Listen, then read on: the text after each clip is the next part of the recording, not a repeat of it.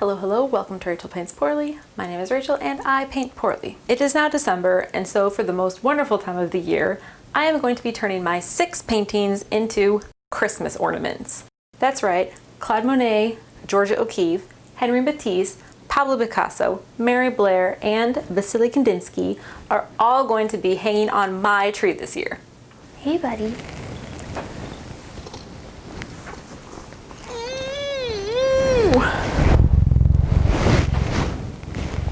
You want to sit with me?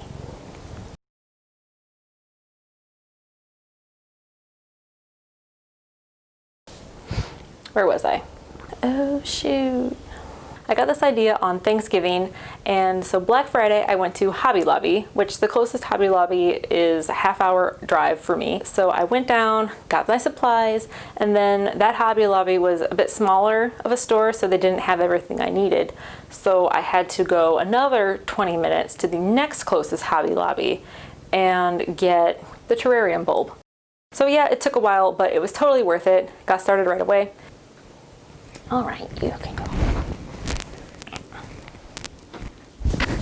The ornaments aren't in the same order that I painted them. I chose to put them in the order in which I crafted them versus which I painted them. If you haven't seen the video that goes with the corresponding ornament, not to worry, I have included links as they appear in this video in the description below. In this video, you'll see Violin by Pablo Picasso, concept art for Cinderella by Mary Blair, portrait of Madame Matisse, The Green Line by Henri Matisse, Impression Sunrise by Claude Monet, Bright Unity by Wassily Kandinsky, and Oriental Poppies by Georgia O'Keeffe. And so, without further ado, let's get started, shall we?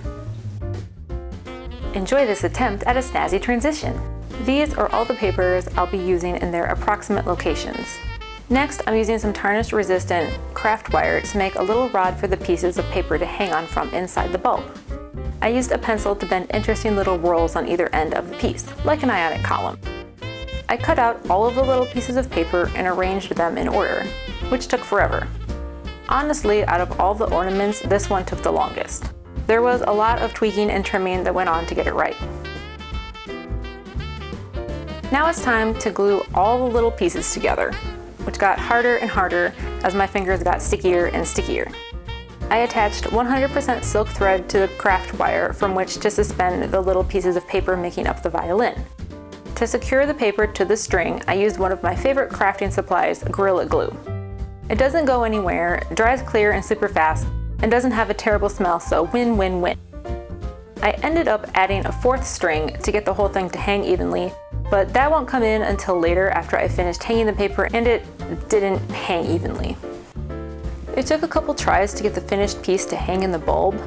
There was too much weight for the wet glue to hold it, so I used tissues as supports until the glue had sufficiently dried, which again, being Gorilla Glue, didn't take too long. Being smart, you will of course remember that Picasso added sand to his painting, so as a finishing touch, I filled the bottom of the bulb with the same sand I used in my version. Violin was the first concept I had after I decided to do my paintings as ornaments, and it actually turned out pretty close to my original vision, which is always a good thing. To keep the area for Cinderella and her prince clean while I paint the background, I cut out a circle from painter's tape and secured it to the rounded bulb. The remainder of the bulb was completely covered with blue acrylic paint, then dabbed over with black paint using a sponge, before covering the entire surface with a little white star.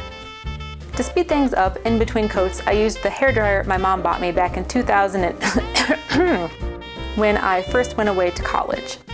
I still have it and it still works, and now I'm finally putting it to use. I filled in the remainder with pink paint until it looked like the most horrifying eyeball ever before doing what I do best, making stick figures. In this instance, Cinderella and Prince Charming. Does he have a name? Adam? No, that's the Beast from Beauty and the Beast. Okay, I just googled it, and while he never officially had a name, Pop Sugar says Disney France has claimed that his name is Henri with an I, though in the 2015 live-action version, Cinderella calls him Kit, and Wikipedia says that his descendant is Chad Charming. Okay then, we're just going to end on that note because I really don't know how we're going to come back from that. If you're trying to support a larger painting and you don't have an easel, I recommend using a tall giraffe statue your grandma gave to you several years ago. This is the ornament I was most concerned about, mainly because it's a human face, and as you can see, I didn't exactly nail it the first time around, and now I'm attempting to transfer it to a small globe. For a brief moment, I considered just piecing together the various colors Matisse used in the original in a bad attempt at modern art, but ultimately decided against it. Here I had to zoom in because my giant nose kept poking into the frame.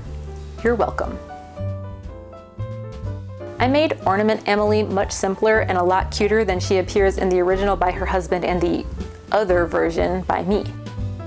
Instead of doing more realistic, imagine me saying that with air quotes, eyes, nose, and mouth, I just feinted in their direction using lines and an oval, respectively.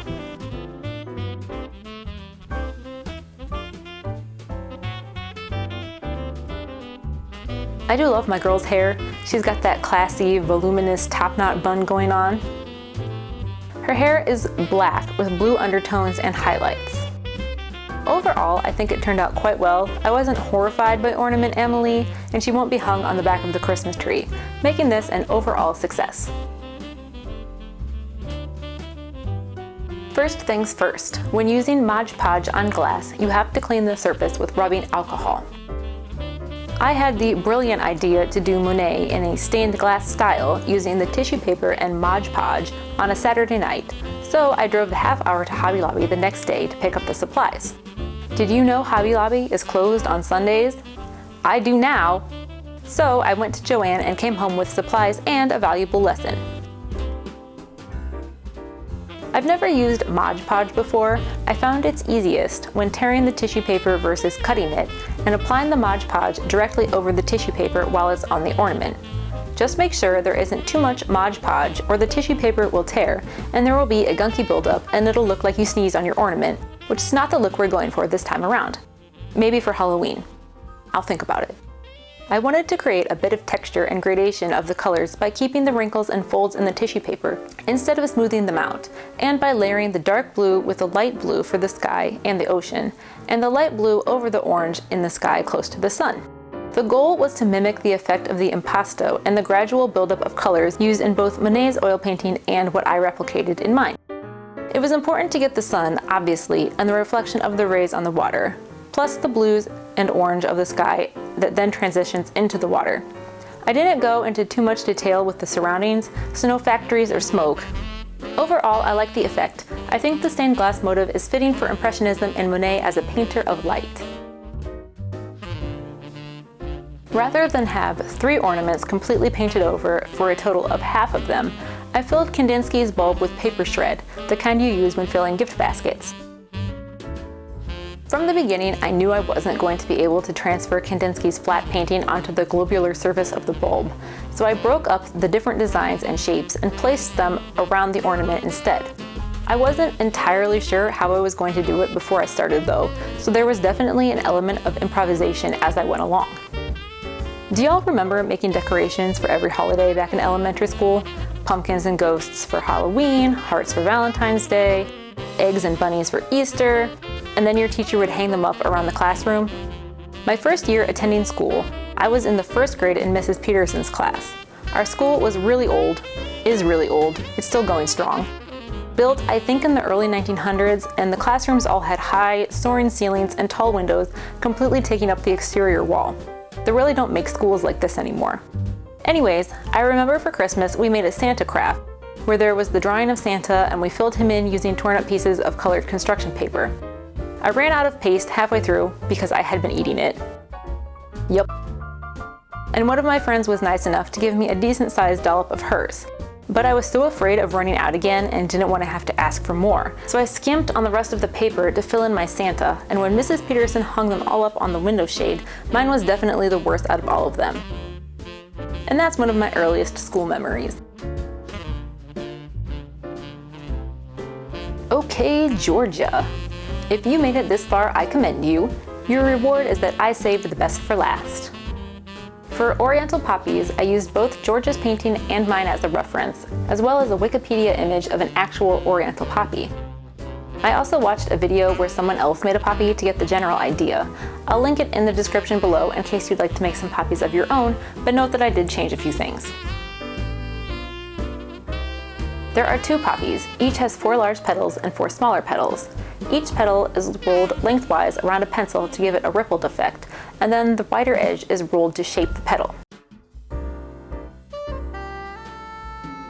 Next, I glue the points over one another to add dimension, and glue the points of the petals together so that they overlap in a pleasing, flower-esque manner.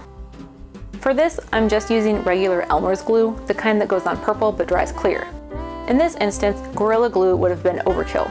Once the larger petals are secured, add the smaller petals so they overlap the spaces between the larger petals.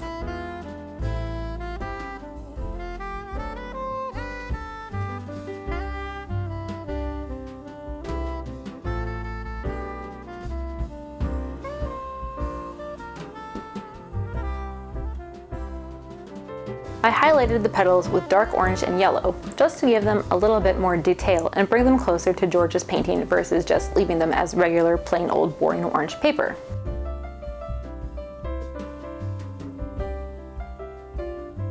The center of the poppies are black. The petals I was able to paint, while the stamens are 3-dimensional. To achieve this, I used a long strip of black paper, which I snipped the entire length, then rolled so it would fit into the bottom of the poppy. Once I was happy with the size, I glued it so it wouldn't unravel.